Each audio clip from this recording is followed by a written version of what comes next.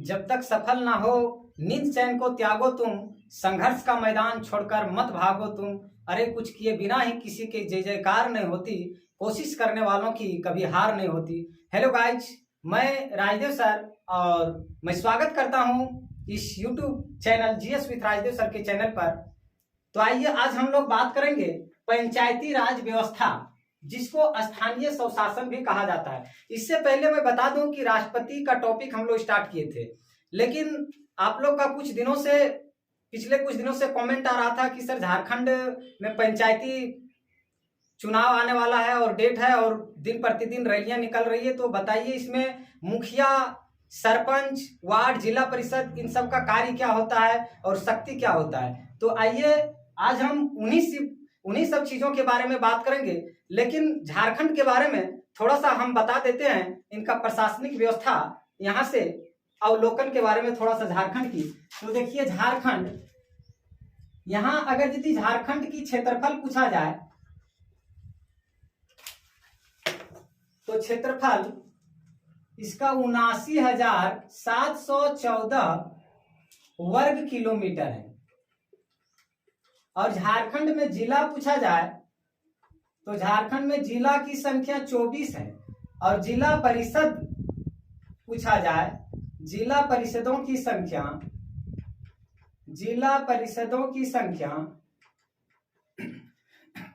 वो भी 24 है। लेकिन अगर यदि पूछ दे जिला परिषदों के सदस्यों की संख्या,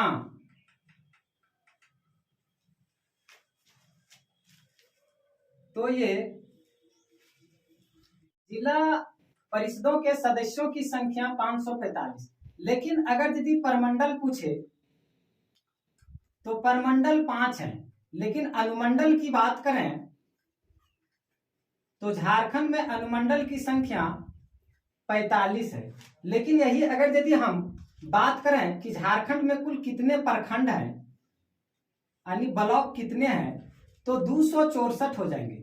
लेकिन बात करें अगर यदि झारखंड में कुल कितने पंचायत हैं, कुल पंचायत, तो ये 4402 कुल पंचायत हैं। लेकिन अगर यदि हम गांवों की बात करें कि झारखंड में कुल गांवों की संख्या,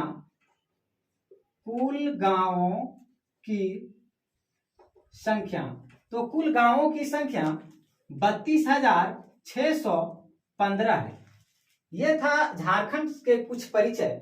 अब आगे हम बात करेंगे कि आखिर इन सब व्यवस्था जो त्रिस्तरीय पंचायत है, वो त्रिस्तरीय पंचायत को ही क्यों अपनाया गया। तो हम लोग जानते हैं कि जब हमारा संविधान बन रहा था उसके पहले अगर यदि हम थोड़ा सा जाएं तो एक तरफ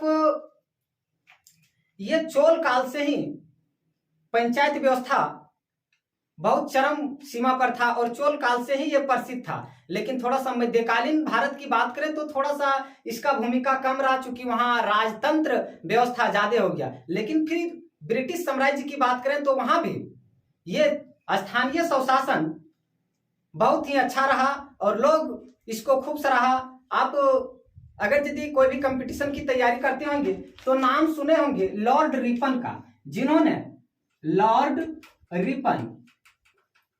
जिन्होंने 1854 ईस्वी में स्थानीय स्वशासन के लिए मांग किया। अर्थात इसे स्थानीय स्वशासन का जनक भी माना जाता है, लॉर्ड रिपन को। लेकिन अगर यदि हम भारत की बात करें, भारत के नेताओं की, तो एक तरफ जहां गांधीवादी विचार के लोग थे जिनका कहना था कि भारत में पंचायती राज व्यवस्था होना जरूरी है, स्थानीय स्वशासन का होना जरूरी है, जैसे महात्मा गांधी जी, दादा भाई नारोजी इनके पक्षधर थे। लेकिन वहीं डॉक्टर भीमराव अंबेडकर इनके खिलाफ थे। उनका कहना था कि हमारे देश में पंचायती राज व्यवस्था का होना अनिवार्य नहीं है। अगर यदि इसको हम पंचायती राज व्यवस्था लाते हैं अपने देश में तो ये एक लूट का अड्डा बनेगा, अर्थात लूट का केंद्र बनेगा, जहां विकास के नाम पर लोगों से ठगा जाएगा। पैसे के नाम पर, विकास के नाम पर लोग पैसे को ठगेंगे। लेकिन गांधी जी, इन सब नेताओं का कहना था हमारे गांव के लोग रहने वाले हैं जिनका विकास नहीं हो पाता है, वे अपने से ऊंचे स्तर तक अपनी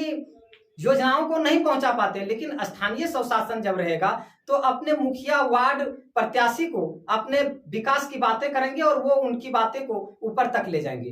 तो ये कहीं ना कहीं स्थानीय स्वशासन आपके विषय से क्या लगता है, लेकिन कहीं ना कहीं विकास के नजरिए से देखें तो स्थानीय स्वशासन जरूरी है, क्योंकि छोटे छोटे बहुत ऐसे गांव हैं, पिछड़े गांव हैं, जहां पर स्थानीय स्वशासन ना होने के कारण विकास नहीं हो पाता था। ये अब हम लोग बात करते हैं त्रिस्तरीय पंचायत।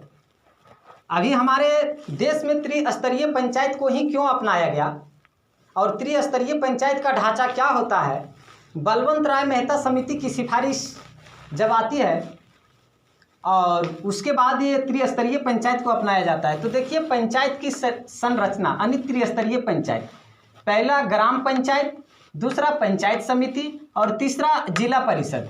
अब ग्राम पंचायत के जो हेड होते हैं वो मुखिया होते हैं, पंचायत समिति के हेड प्रमुख कहलाते हैं, जिला परिषद के हेड अध्यक्ष कहलाते हैं। लेकिन अब बात करेंगे कि मुखिया का काम क्या होता है, इनकी शक्ति क्या होता है। तो मुखिया का काम होता है गांव स्तर पर विकास योजनाओं को क्रियान्वयन एवं रणनीति को पहचानना। तो देखिए ये जो होता है एक तरह से मुखिया जो होता है वो समाज सेवक के रूप में काम करता है। यानी कहने का मतलब गांव स्तर पर जो पंचायत स्तर पर मुखिया होता है उसका काम होता है वैसे लाभार्थी जो सरकार से अपने विकास के लिए लाभ प्राप्त करना चाहते हैं, उन लाभार्थियों की सूची सरकार तक पहुंचाना ये मुखिया का कार्य होता है। और जो विकास से कोसों दूर है पंचायत में, उन सब का लिस्ट अपने से ऊपर सरकारों तक का पहुंचाना ये मुखिया का काम होता है। मुखिया एक तरह से समाज सेवक के रूप में भी जाना जाता है और इनका हेड भी मुखिया होता है ग्राम पंचायत का। अब उसी के ग्राम स्तर पर एक और पोस्ट होता है सरपंच। इसका काम क्या होता है, सरपंच का काम होता है एक तरह से ये न्याय कचहरी के रूप में जाना जाता है, लेकिन लघु न्याय कचहरी है, ये ग्राम कचहरी इसको कहा जाता है। ये फौजदारी एवं दीवानी के मामले को सुलझाता है। फौजदारी वो होता है जो सजा देता है किसी को और दीवानी वो होता है जो दंड देता है। यानी जब पंचायत स्तर पर छोटे मोटे झमेले हो जाते हैं तो ये न्याय का काम करता है, यानी उन दोनों को जिसका गलती रहता है उसको सजा देने का काम करता है। और दीवानी का मतलब ये हुआ अगर यदि कोई गलती करता है तो उसको दंड स्वरूप वो दे सकता है। लेकिन यहाँ लिखा है 10,000 तक, ये 10,000 तक के मामले को ही सुलझा सकता है। लेकिन अगर यदि बड़ा झमेला हो जाए और 10,000 से पार के मामले आ जाएं तब इनको फिर डिस्ट्रिक्ट कोर्ट का सहारा लेना पड़ेगा या पुलिस स्टेशन का, यहाँ से नहीं हो पाएगा। लेकिन 10,000 तक के मामले को ये सुलझा सकता है, ये फौजदारी एवं दीवानी मामले को सुलझाता है। और एक और पोस्ट होता है ग्राम स्तर पर ही जिसका नाम है वार्ड सदस्य।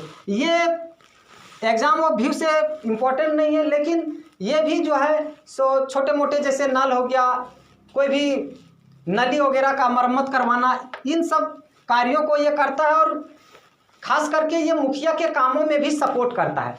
तो ये था ग्राम पंचायत। अब ग्राम पंचायत में जो हेड होता है उसका नाम होता है VOD, अर्थात VDO, जिसको हम लोग हिंदी में कहते हैं ग्राम सेवक।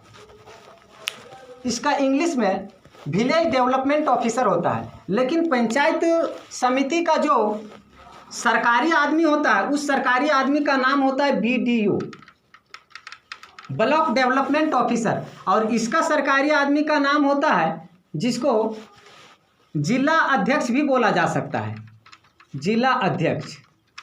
और इनका जो हेड होता है वो अध्यक्ष होता है जिसको चेयरमैन भी हम लोग बोल सकते हैं। अब बात करते हैं कि पंचायत समिति का जो हेड होता है वो प्रमुख। इसका काम क्या है, तो ग्राम पंचायत के वार्षिक योजनाओं पर विचार विमर्श करना तथा समेकित करना, योजनाओं को जिला परिषद में प्रस्तुत करना। इसका काम ये होता है कि ये जो प्रमुख होते हैं इसका काम होता है कि जितने भी ग्राम पंचायत के हेड जो मुखिया लोग रहते हैं उनको बुलाना और ग्राम सेवक को बुलाना और मीटिंग करना, इन दोनों को बुला करके और मीटिंग करना। और जो विकास की बातें हैं वो विकास की बातों को लिखित रूप से लेना और इन सब चीज़ों को आगे तक यानी पहुंचा देना। कहां तक पहुंचा देना? जिला परिषद तक पहुंचा देना। ये काम होता है प्रमुख का। यानी एक तरह से हम लोग कह सकते हैं कि ये पंचायत बुलाना, मीटिंग करवाना और फिर अपना वार्षिक रिपोर्ट, एक साल के जो भी रिपोर्ट आता है वो लिखित रूप से सौंपना जिला परिषद को। एक तरह से ये इसके और इसके बीच का ये मीडिएटर का काम करता है, दोनों को समेकित करता है, मीडिएटिंग का काम करता है, मीडिएटर है ये दोनों का। अब देखिए बात करते हैं जिला परिषद के बारे में। तो जिला परिषद का काम क्या होता है? जिला परिषद का काम होता है, इनके हेड पर्सन अध्यक्ष होते हैं जिसको चेयरमैन भी बोलते हैं, समन्वय एवं पर्यवेक्षण करना। ये दोनों जो वार्षिक भर में क्या काम कर रहे हैं, नहीं काम कर रहे हैं, विकास कर रहे हैं, नहीं कर रहे हैं, इनको देखना और देखने के बाद पर्यवेक्षण यानी निगरानी करना, सही ढंग से कर रहे हैं या नहीं कर रहे हैं, इन सब चीज़ों को देखना, ये काम होता है जिला परिषद के। लेकिन एक बात याद रखेंगे कि संवैधानिक मान्यता के अनुसार अगर यदि हम जाएंगे तो वहाँ लिखा हुआ है, साफ साफ हमारे संविधान में अंकित है कि जहाँ 20 लाख से, जिस स्टेट में अभी भी त्रिस्तरीय पंचायत की मैं बातें कर रहा हूँ, त्रिस्तरीय पंचायत में भी ये लिखित रूप से संविधान में है कि जिस स्टेट की पॉपुलेशन यानी संख्या 20 लाख से कम है वहाँ पर 2 स्तरीय पंचायत होंगे, अर्थात वहाँ ग्राम पंचायत और जिला परिषद 2 ही होंगे। वहाँ ब्लॉक लेवल का काम नहीं होगा। ये गांव लेवल का होता है, ये ब्लॉक लेवल का होता है, जिला लेवल का होता है। लेकिन जहाँ की संख्या 20 लाख से कम है जिस राज्य की, वहाँ पर ये पंचायत समिति, ये प्रमुख जो है अर्थात जो ब्लॉक का पोस्ट है उसको नहीं दिया जाएगा। वहाँ पर 2 ही स्तर होंगे, एक ग्राम पंचायत के और एक जिला परिषद के। लेकिन अभी तक हमारे भारत में ऐसा कोई भी राज्य नहीं है जहाँ की पॉपुलेशन 20 लाख से कम हो जिस राज्य की। यहाँ तो बहुत ज़्यादा पॉपुलेशन है। अब बात करते हैं कि ये त्रिस्तरीय पंचायत किसके द्वारा आया। तो बलवंत राय मेहता समिति 1957 में इन्होंने ये रिपोर्ट दी और इस रिपोर्ट को अपनाया गया था 1959 में बलवंत राय मेहता की समिति के बारे में। आज के लिए इतना ही। कल हम आगे आप लोगों को बताएंगे कि इस पंचायत स्तर पर आखिर महिलाओं का आरक्षण कितना % है और कौन से वैसे स्टेट हैं जिन्होंने सबसे पहले पंचायती राज के व्यवस्था को अपनाया, सबसे पहले पंचायती राज व्यवस्था किस तिथि को अपनाया गया और महिलाओं के आरक्षण कितना है, कौन से स्टेट पहले अपनाए और सत्ता का विकेंद्रीकरण इसको भी बताएंगे। इन सब सारे चीज़ों को और द्विस्तरीय पंचायत व्यवस्था किसने दिया और केवें संविधान संशोधन के तहत इसको अपनाया गया। कल हम बताएंगे ट्रिक्स के माध्यम से आप लोग को रहेगा BA पास 1973 में यानी ये है बलवंत राय मेहता समिति, अशोक मेहता समिति, PV के राव समिति और सिंधवी समिति और 1973 में इसको अपनाया गया था।